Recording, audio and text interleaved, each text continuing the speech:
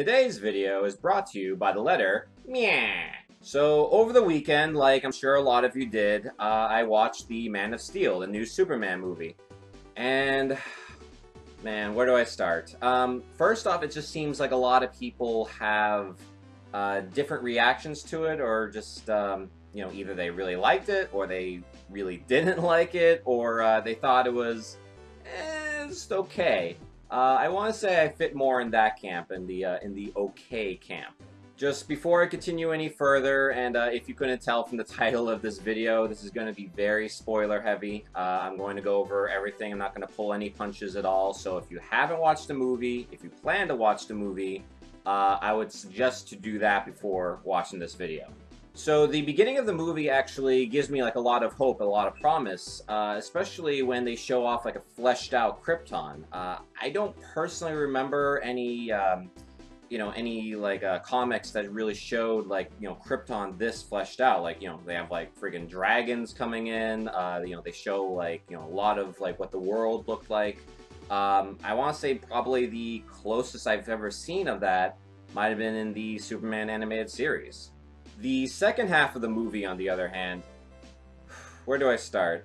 It started to feel like a Michael Bay movie in a lot of ways, where it's just non-stop explosions and a lot of boring action. Not boring in the sense that like there wasn't a lot of tension, because there was, just with the stakes that were on the line, in terms of the story and all.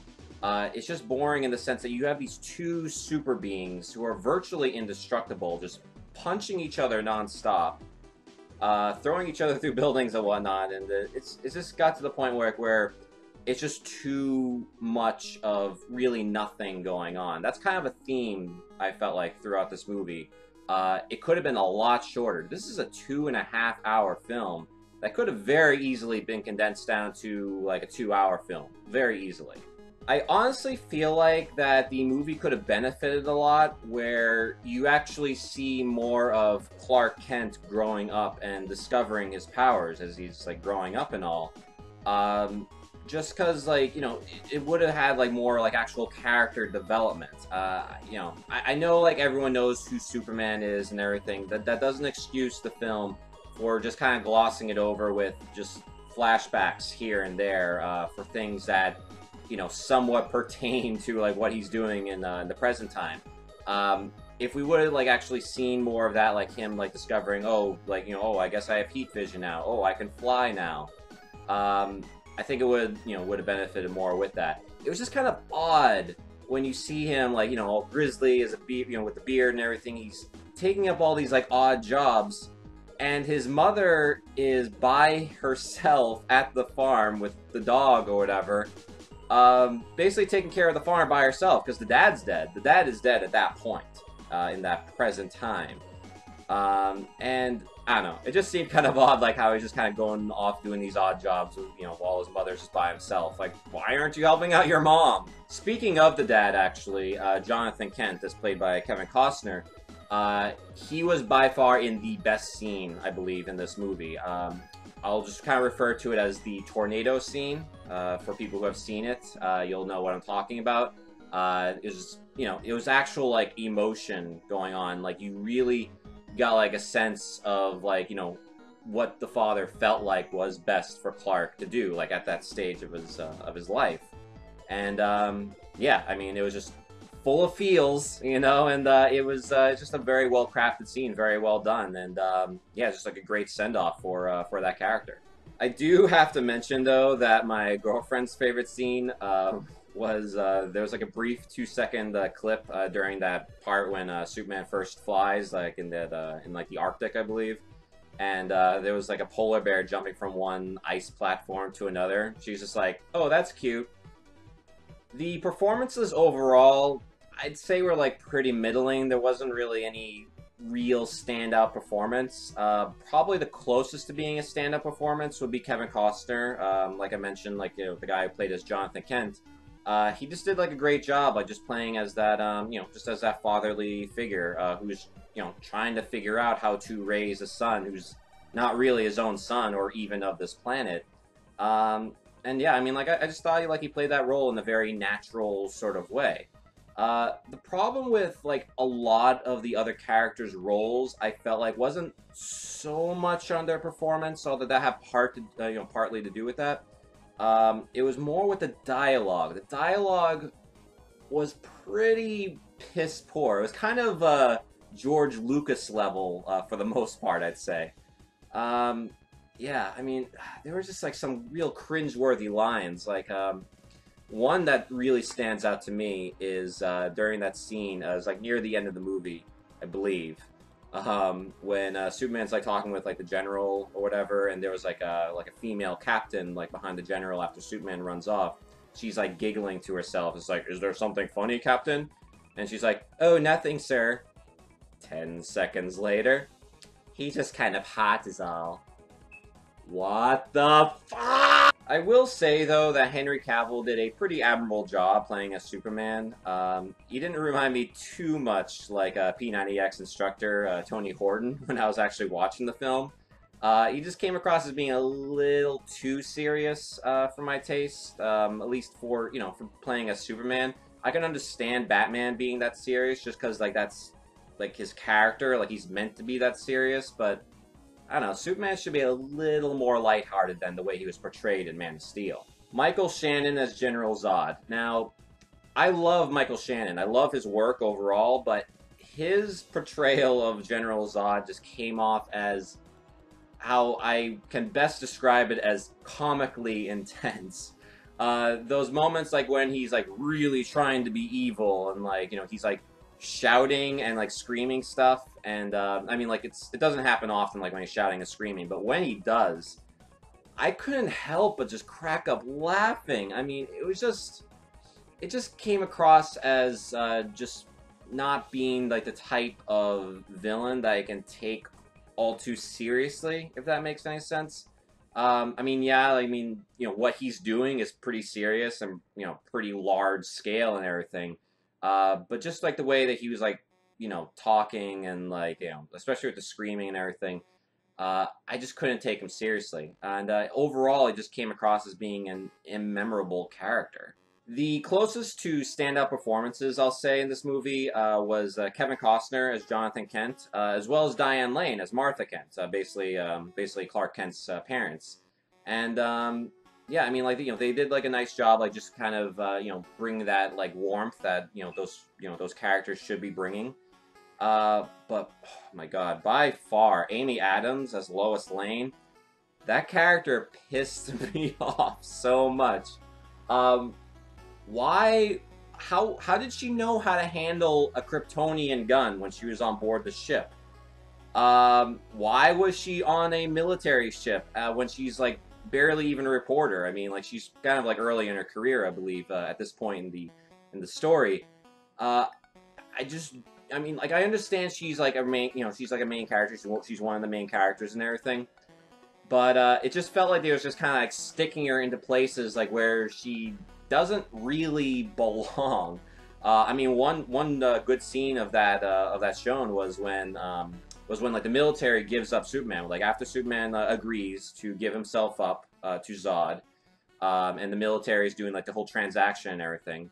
The Kryptonian guys are like, basically saying, "Oh, we want the girl too." Why? Why do you want the girl too? Because she talked with him a little bit? Doesn't make any sense. In regards to Russell Crowe playing as Jor-El, and especially in terms of how long he's in the movie for, like after his character's death, I want to believe that wasn't originally intended in the script.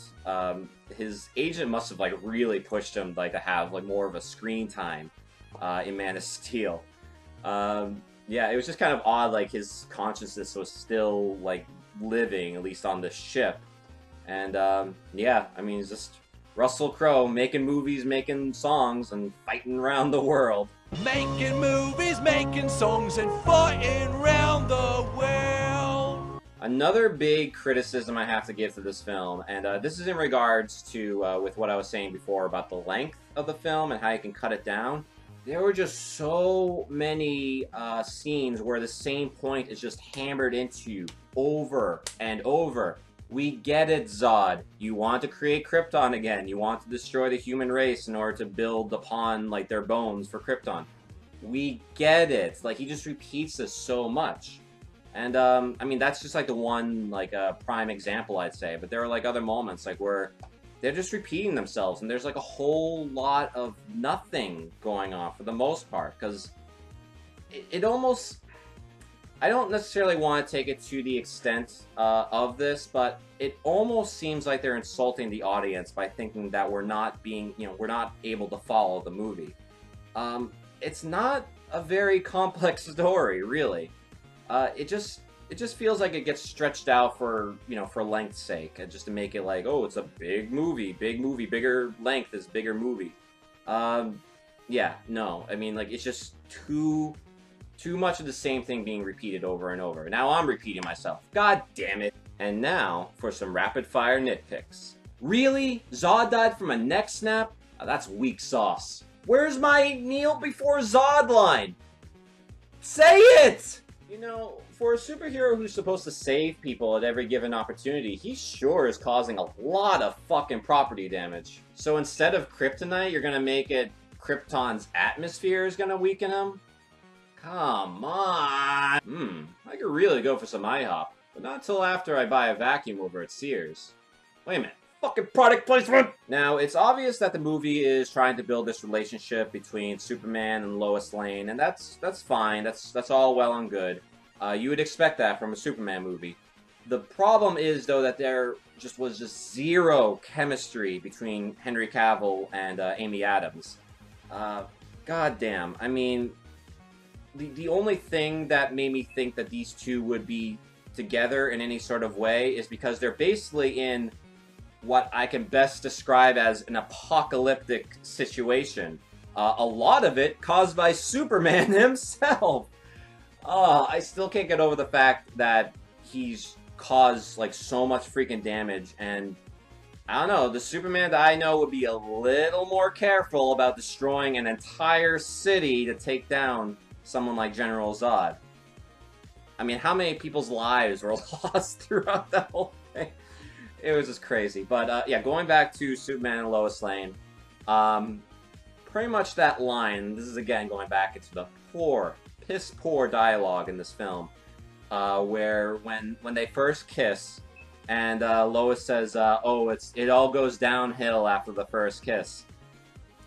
Foreshadowing! And what was the deal with that ending? I mean, I'm not sure if they were trying to be ambiguous. I might be wrong here, but if they were trying to be ambiguous in terms of Lois Lane, like whether or not she recognized Clark Kent with the glasses being Superman, then that wasn't done well at all.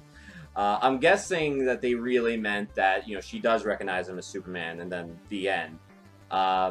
But yeah, I mean, that whole scene just kind of came across to me strange. Then again, I just wanted to get out of the theater at that point, because goddamn was that movie long. I actually wasn't really expecting the movie to do all that well in the box office, just judging by the theater that I went to. Like, it was just like the big showcase cinemas that that's near where I live, and the seats weren't full by far. Like, there were a lot of seats empty. And people were actually leaving in the middle of the movie, so I figured, oh man, this is not boding well for this film at all. And then I heard that the weekend box office was like something above 120 million. So I mean that's really, really good, obviously. And I mean clearly there's going to be more Superman movies after this.